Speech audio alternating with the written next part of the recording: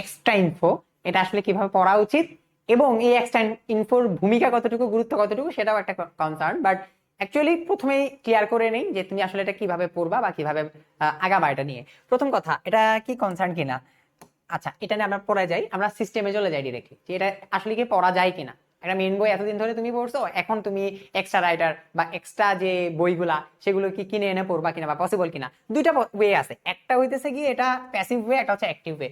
দুইটাই দেখাই। প্রথম যে ওয়ে সেটা হইতেছে গিয়ে তুমি যে এই কোচিং এ পড়ো, সেটা হইতে পারে অনলাইন বা অফলাইন, সে ক্লাসগুলাতে, লেটস সে ক্লাসগুলাতে তোমাকে ওই ইনফরমেশন গুলা পড়ায় দেওয়া হচ্ছে এক্সট্রা করে, ঠিক আছে, আর এফোর্ট দেওয়া লাগতেছে না। লেটস সে তুমি পড়তেছো, পড়ার পরে হঠাৎ করে তোমাকে বলা হচ্ছে যে গাজের মোসারে বই এটা নাই, এটা হচ্ছে গিয়ে আমার অন্য একটা বই আছে, মাজেদা ম্যামের বই আছে ধরো।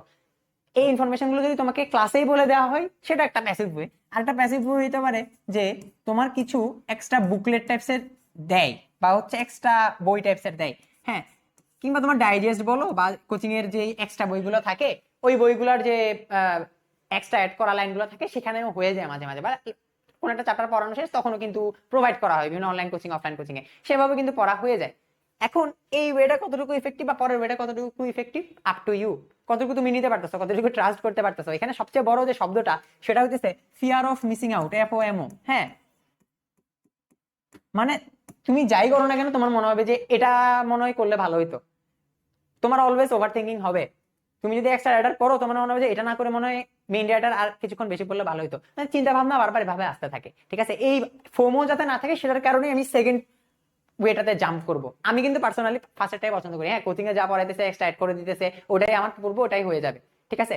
আবার কেউ কেউ আছে ও ফিল করে যে না ভাই আমার পড়াই লাগবে, এখন কিভাবে পড়বা, ওই পড়ার ওয়ে একটা বই দিয়ে বলি। ধরো তুমি গাজী আজমল স্যারের বই পড়তেছো, এখন গাজী আজমল স্যারের বই পড়া শেষে, গাজী আজমল স্যারের বইয়ের লেটস সে হইতেছে তুমি রক্ত পড়তেছো, রক্ত পড়া শেষে তুমি যদি মাজেদা ম্যামের ইমিডিয়েটলি খেয়াল করে দেখো, তুমি যদি ধরো তুমি ক্লাস করছো বা যে কোনো কিছু করছো, রক্ত পড়ছো গাজী আজমল স্যার থেকে, দেন তুমি মাজেদা ম্যামের বইটা নিলা, ওই চ্যাপ্টার পড়তে তোমার টাইম লাগবে না, কারণ তোমার ওইখানে রক্ত নিয়ে গাজী আজমল স্যারের যা লেখা তার নিয়ারলি তোমার হচ্ছে 90%, 85 to 90% মিক্স থাকবেই, ঠিক আছে। 85 to 90% ম্যাচ হবে। এই ম্যাচ জায়গা থেকে বের হয়ে এসে একটা দুইটা বা চার পাঁচটা যদি এক্সট্রা লাইন থাকে, ওই চার পাঁচটা এক্সট্রা লাইন তুমি গাজী আজমল স্যারে লিখে নিবা। এটা কাদের জন্য বলতেছি, যারা একটু বেশি চাইতেছো অ্যাক্টিভলি পড়বা তুমি বই, তার জন্য বলতেছি। যাদের ফিয়ার অফ মিসিং আউট হয় তাদের জন্য বলতেছি। কিন্তু যারা আমার মতো বান্দা চিল, যাদের চিন্তা ভাবনা এটাই যে হইতেছে না থাক, আমি মেইন বই পড়তেছি, তার বাইরে যায় আসুক, ওটা আমি জাস্ট হচ্ছে কোচিং থেকে কোচিং এর সাথে আগাবো, ওরকম করে গেলে ডাইজেস্টের সাথে আগাইলে চাইতে মানে চাইলে করতে পারো জিনিসটা। বাট তুমি যদি ফিল করো যে না আমি মাজেদা মেমো পড়বো, তোমার মাজেদা মেম আলাদা করে পড়ার পর নোট করবা, গাজী আজমল স্যার পড়ার পর নোট করবা, এগুলো করে লাভ নাই। একটা মেন বই, ওই মেন বই তুমি সব ঢুকাবা, সবকিছু লিখবা, স্টিকি নোট দিয়ে হোক, যেমনি হোক, এক্সট্রা কাগজের মধ্যে লিখে হোক, ওই বইয়ের ভেতরেই যাতে থাকে। কারণ এতগুলো মানে আলাদা বই তোমার ব্রেন কিন্তু নিতে পারবে না। 2 বছর ধরে তুমি গাজী আজমল পড়তেছো, ওটার মধ্যেই যাতে থাকো। অন্য বইয়ে যদি তুমি অনেক বেশি ফোকাস করতে যাও তাহলে তুমি প্রবলেমে পড়বে। সো যেটা বলবো যে গাজী আজমল স্যারের সাথে তুমি তাহলে মাজেদা ম্যামের বইটা নিয়ে সুন্দর মতো নোট ডাউন করে গাজী আজমল স্যারের বইয়ে লিখতে পারো। কেন বলছে সহজ জিনিসটা, রক্ত পড়তেছো সবকিছু সেম, তোমার কিন্তু রক্তের হার্টের কাজ আলাদা থাকবে না মাজেদা ম্যামের বইয়ে, ঠিক না। হাইয়েস্ট থাকতে পারে যে মেকানিক্যাল হার্ট, ধরো হইতেছে মেকানিক্যাল হার্টের কথাটা গাজী আজমল স্যারের বই নাই, এটা ধরো মাজেদা ম্যামের বইয়ে আছে, এরকম ইনফরমেশন ধরো তুমি এবার স্যারের বই যদি লিখে নাও, সেন দ্যাট কেস হয়ে গেল তোমার কাজ। দুইটা হয়ে গেছে। লাস্ট যেই কনসার্নটা সেটা হইতেছে গিয়ে এটা আসলেই কতটুকু দরকার, আসলেই কতটুকু দরকার। এখানে আবারও চলে আসে ফিয়ার অফ মিসিং আউট। মানে হইতেছে ধরো তোমার চিন্তা ভাবনা এটাই যে আমি তো মেন বই পড়তেছি, এখানে লাস্ট 3-4 বছরের কোয়েশ্চেন অ্যানালাইসিস করে দেখছি যে বায়োলজি থেকে বা কেমিস্ট্রি থেকে সবগুলো মিলায়ে পুরা 100 নাম্বার মিলায়ে 6-7 নাম্বারের মতো এক্সট্রা কোয়েশ্চেন চলে আসছে। এই 6-7 নাম্বার কতটুকু ম্যাটার করে, বা এই 6-7টা এমসিকিউ যে আমি পারবো না, এটা কিন্তু বিশাল একটা গ্যাপ ক্রিয়েট করে ফেলবে আমার চান্স পাওয়ার ক্ষেত্রে। তো আমি আমার পার্সোনাল এক্সপিরিয়েন্স থেকে বলি, 2022-এ এক্সট্রা মানে আনসার গুলো যখন দেখতেছিলাম তখন দেখলাম যে এক্সট্রা রাইটার থেকে আসছে বায়োলজি থেকে 5টা না 6টা, ঠিক আছে, 5-6টা এক্সট্রা রাইটার থেকে আসছে। কিন্তু বিলিভ ইট অর নট, আমি মানে এক্সাম হলে কখনোই বুঝি না যেটা এক্সট্রা রাইটার থেকে আসছে। আমার ফিল হয়েছে যে এটা হয়তো বেসিক কোয়েশ্চেন বাট হচ্ছে একটু ঘুরাই পেঁচাই দিছে। তুমি যদি একটা মেইন রাইটার ভালো মতো পড়ো, লেটস সে তুমি মেইন রাইটার ভালো মতো পড়তেছো, মেইন রাইটার ভালো মতো পড়লে ওই কোয়েশ্চেনের অন্তত পক্ষে একটা অপশন হলেও তুমি এলিমিনেট করতে পারবা। তুমি অপশন দিয়ে হইলেও বুঝতে পারবা যে এইটা আমি মনে হইতেছে এই জিনিসটা এদিকে আগাচ্ছে, তার মানে তুমি চিন্তা করে দেখো বেসিক অনেক বেশি ইম্পর্টেন্ট।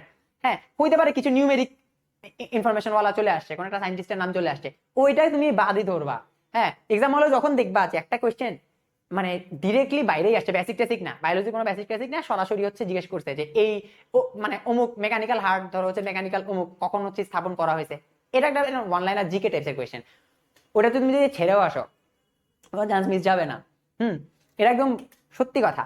কারণ তুমি যতই ট্রাই করো না কেন তুমি 30 আউট অফ 30 জীবনে পাবা না, 30 আউট অফ 30 জীবনে পাবা না। তোমার টার্গেট কত বলো? তোমার টার্গেট কিন্তু 30, তোমার টার্গেট 30, কিন্তু তুমি 30 পাবা না। তুমি পাবা ধরো ডিএমসি তে যারা চান্স পায় তারা 26 পাইলে তো একদম ফার্স্টের দিকে চান্স পায়, 24-25 পাইলেও চান্স পায়। তো এটা ম্যাটার না, ম্যাটার হইতেছে গিয়ে তুমি নিজেকে কতটুকু বিশ্বাস করাইতে পারতেছো জিনিসটা। তোমাকে এটা টিচার পড়ানোর সময় বলবে, কোচিং এর ভাইরা বলবে, আমি বলতেছি, সবাই বলতেছে যে এটা আসলে খুব বেশি বড় কনসার্ন না। মেইন জিনিস হচ্ছে তোমার মেইন রাইটার, একটা রাইটারই তুমি ভালো মতো গিলতে পারতেছো কিনা, সবকিছু ভালো মতো পড়তে পারতেছো কিনা। তুমি যদি এটা বিশ্বাস করতে পারো তো হইলোই। এখন যদি বিশ্বাস না করতে পারো, বললাম যারা ফিয়ার অফ মিসিং আউট আছে তারা এই ইউনিটে আগাইতে পারো, যে একটা চ্যাপ্টার পড়লাম, পড়ার পরে ওই যে যারা রাইটার যে রাইটার তুমি পড়তে চাও, হইতে পারে সেটা 4-5টা বা 2-1টা, ওই রাইটার গুলা ডিরেক্ট খুলে রিডিং করা শুরু করো, বা বোল্ড লাইন গুলো হাইলাইটেড লাইন গুলো পড়া শুরু করো। তখন দেখবা এখানে এক্সট্রা ইনফরমেশন আছে 5 থেকে 6টা, সেগুলো তুমি মেন বইয়ে দাগায় রাখবা। ঠিক আছে? তো লাস্ট একটা কথাই বলবো, যে এটা বছরের পর বছর ধরে প্রমাণিত যে মেডিকেল অ্যাডমিশন টেস্টে মানুষ এই জন্য চান্স মিস করে না যে সে কঠিন কিছু পারে নাই বা সে আনকমন কিছু পারে না, এই জন্য চান্স মিস করে যে সব কমন নিজের পারা জিনিস, জানা জিনিস ভুল করে আসছে।